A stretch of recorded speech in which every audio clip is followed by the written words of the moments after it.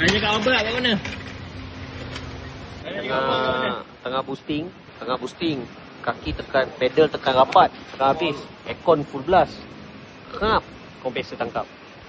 Kena belajar dengan budak-budak VTEC. Nak laju tutup aircon. Okay. Pada owner Volkswagen, Passat, nak laju, off aircon. Baru boleh boosting.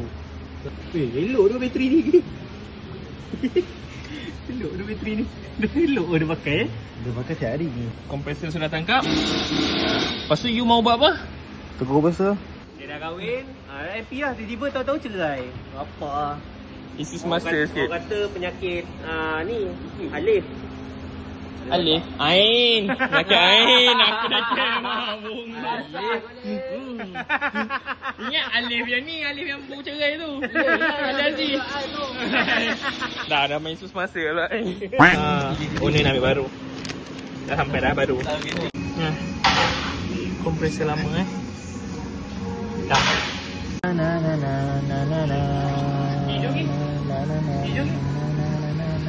So Volkswagen Passat ni itulah owner memang kaki tekan. Kita bagi asal Myvi kat sini. Owner memang kaki tekan, kita kasih bikin je lah. Kasih bikin, kita kasih tukar kompresor. Benda yang senang. Boleh like, follow, komen dan jumpa lagi next video. Bye bye. Assalamualaikum. Kumpang. Jangan lupa like, follow, komen dan share.